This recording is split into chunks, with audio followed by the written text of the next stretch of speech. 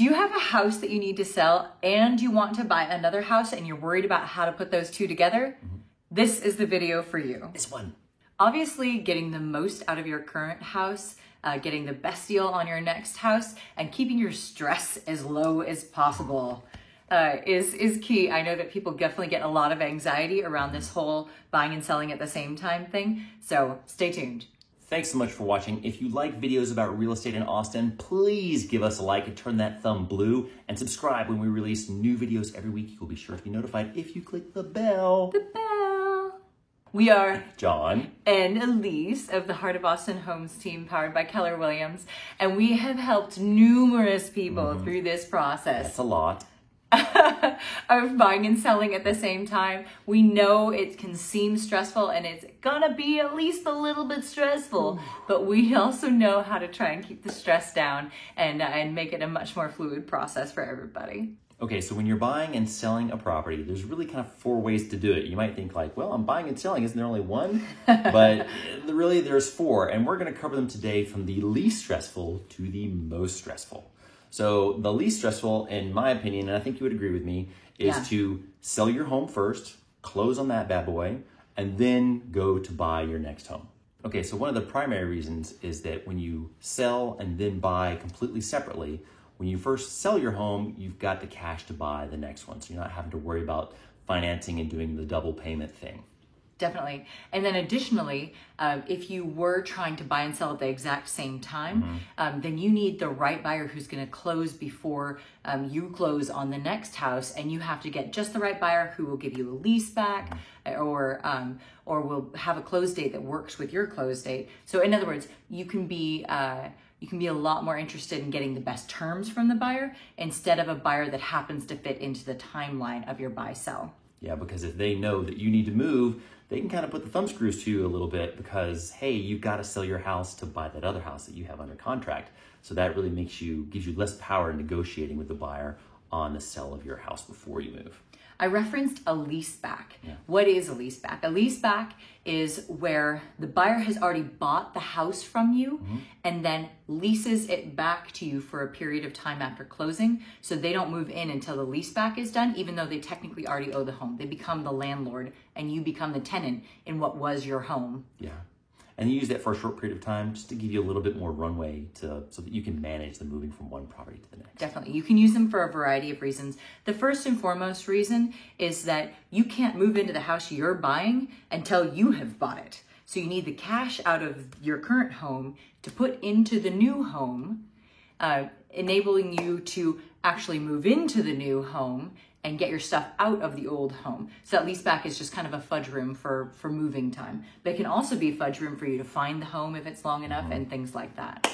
And so if you sell a home and wait for that to close and then go to buy, now you have less pressure when you go to buy. You can take the time that you want to find, the perfect property so that you're not under the gun. However, the one little downside is that you might have to move twice. Yeah. You might have to move stuff into storage and then from storage into your new home. However, financially speaking, if you close on the sale and then go to buy, that gives you the most flexibility and the best negotiating terms for both the sell and the buy.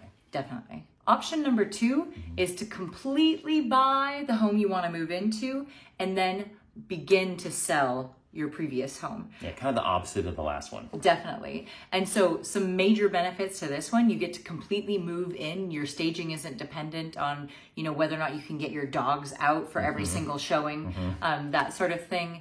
And also you aren't concerned about timing them exactly. Again, like we just mentioned with the last one, that's super handy.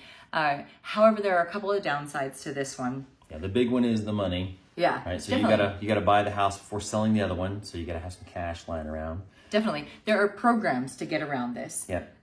There are a number of lenders, and then additionally the Homeward program, which will allow you to take equity out of your current home or take a loan out on the equity of your current home and use that money for your cash down on your next home. Yeah. So it's like a really small, like 2 to 3 month, depending on how long it takes you to buy your home, loan to get you from one house to the next, so that way you're not sweating the sale of the previous house. Obviously, if you have enough cash to put the down payment on your next home without actually getting your money out of your current home, then Good for you. props to you. Yeah, but not everyone can do that. That's a great way to be. The other risk is that there's a small chance that you may end up making 2 payments for a little while. Yeah. Even though there's a bit of a delay for when your new mortgage will start up payments. The chances of that timing with the sale of your current home already being completely closed is a little bit more up in the air. So there is a small chance that will happen. You might want to have a bit of a fund to cover that contingency to be safe. And the last little upside is you only have to move once. Yes, yay. So quick question. What scares you the most about trying to buy and sell at the same time? A lot of people will say the finances, a lot of people will say the stress, a lot of people will say the timing, not having to move twice, et cetera, et cetera. What scares you the most about doing them at the same time, or at least, puts you a little on edge? Yeah, let us know in the comments below. Okay, option number 3, we're getting a little bit more stressful now. A little bit more. Is to get your property under contract to sell and then go in and do the buy while you're under contract to sell. Definitely. There are 2 main pros to this situation. One is you're pretty sure you're going to have the money for your down payment, assuming that the buyer on the home that you're selling follows through. Yeah. And then the second is that you're unlikely to have to move twice, and you're unlikely to have a double payment. So that can definitely be, those both can be definitely very important to some people. However, on the con side, when you're going to buy the other home, your offer is going to be contingent upon the sale of your home. So the listing agent on the other side is going to be looking at your contract, meaning looking at like, hey, is this thing actually going to close, right? Like, is it priced accordingly? They may even want to completely pick apart, your buyer's offer on your home that you're selling, because your offer is really your buyer's offer, right? Get all up in your biz, definitely. And then additionally, the buyer may get a little extra grabby because they know the buyer on your current home may get a little extra grabby because they know you need their offer at that point. Grab. And so that can put you in a little bit of a weaker spot with that buyer, even though you already have them under contract. They know you need that contract at that point. And some people are more scrupulous than others, but they can still use it against you. We keep referencing this thing called a contingency. What is a contingency? Well, that is where you put an offer in on another property, but technically you can't follow through on that unless another deal goes through to sell your current home. So you either need the cash, or you can't afford 2 payments, or you just can't get the loan on 2 different places at the same time. So it's something that makes your offer specifically weaker. Yeah, because it's dependent upon something else. And usually contingencies are upon the sale of your previous home, but it could be on a whole host of things. It could be on contingent that, the moon turns blue. So that thing isn't going to happen, but you could put whatever you want in there on the contingency. Or you get some big bonus, or you... see, that's a much more reasonable contingency than the moon turning blue. Or that you sell an investment property or something along those lines. One last little con to selling your home and then getting your buyer under contract at the same time is that it gives you a limited time to find your next home. Because you've already found the buyer, even if you've negotiated a pretty long lease back to stay in the home, your clock is ticking down. You got to go find that new house and you got to get it under contract, unless you want to have to do a temporary lease and do a double move or something along those lines. Move to a hotel and search, which it's possible, but not fun. Yes, storage unit for the win. One program we have that can really help you with all of that is called Keller Offers. And that's where we basically get you a backup cash offer that if for some reason this buyer falls through and you still need to be able to close on the next home, you can sell your home for cash to Keller. And that way you remove the contingency. Most of the time that buyer is going to come through. You're not going to have to worry about it. Or you can get another buyer pretty quickly, that sort of thing.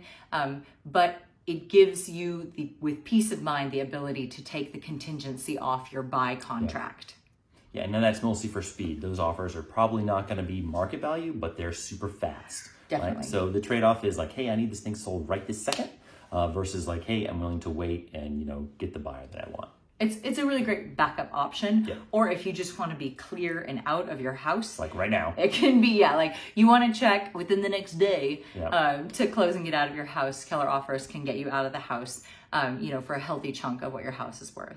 Okay, number 4, and the last option is the most stressful option, which is to put in a contract for purchase on a home that you like while your house is still listed for sale, but not under contract. I've even seen people do this when their house isn't even on the market yet, or their house isn't even fully ready to be on the market yet. And let me just say that this is the one I always warn people against, because I know that it is so stressful.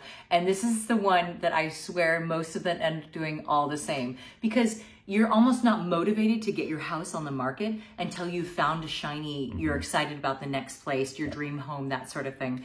And so maddening, but also very common. Yeah, that forces the issue. Now, the problem with this is that once you put that contract in on the house that you want to buy, if your house is on the market and hasn't sold yet, now the listing agent on the house that you are under contract for now is realizing like, well, hey, look, your house really has to sell before you can complete the purchase on the house that you're trying to buy. So that listing agent is going to like look all over your listing and make sure that it looks marketed properly, has the right price, and is actually going to sell. Definitely. And if your house isn't on the market yet, they're going to be telling you what you need to list at. They're going to be telling you what you should be doing for marketing. They're going to be all up in your business, much more so. You're going to than have 2 agents, one of which you like and one of which you don't like. One of which you chose and one of which you did not. Yeah. And then some other pros and cons of this. Obviously, you get to pick the shiny house that you really want. You weren't stressing about anything when you chose that house. But super lots of negatives. Now, if your house isn't on the market, you've got to get it ready super fast. We've got to get all the marketing done incredibly fast. We've got to get showings in there right. We may have to do price drops quickly to be able to get it sold. So there are 2 different types of offers that help mitigate this. One of which we talked about, which is the Keller Offers, which is like, hey, I need this thing sold now. Give me an offer that will get this thing off the market, put some cash in my pocket. And then the other one we talked about, which was Homeward, which takes like some equity out of what you currently have and puts it into the new home. Another program that we have that we didn't mention. 3 programs. I know, so many programs, all the programs to help. We basically just try and find a way to make this as easy and workable for you as possible. But is that if you need to be able to do a couple of fix-ups, upgrades, repairs, that sort of thing, pretty quickly, we have a couple different ways to get you the cash to be able to do that, and then just get it out of closing at the end. As long as there's equity in the home and then we can be paid back at closing, there are a couple different ways that we can make that happen so that you don't have to worry about coming up with the cash up front. Definitely. If you don't have equity in the home, you're probably going to want to go with the completely sell and then buy sort of approach. A couple of these are going to be doable, but it's going to rule out a few of them where you would really need that equity to make it functional. Yeah, I mean, every scenario has lots of options, so it really just depends on what makes sense for you and your timing. And super happy to have a quick conversation with you on the phone to help you decide based on your current position what one is going to be the least stressful for you, the most workable for you, and lead to the best situation and the best new house. Some people are better at managing stress than others. You got like the hardcore one, just like dive into number 4. Okay. Thank you guys so much for watching. If you liked the video, we'd love it if you gave the little thumbs up. Would absolutely be super honored if you would hit subscribe. And then if you want to hear about each video we put out about once a week, please hit the little bell. And we've also got some other videos that you might be interested in if you want to know what the process of selling your home is like. You can check that one out. And the other one is how much it costs to sell your home in Austin. All the breakdowns of what you're going to pay for when you go through selling a house. Thank you guys. Bye. See you next week. Bye.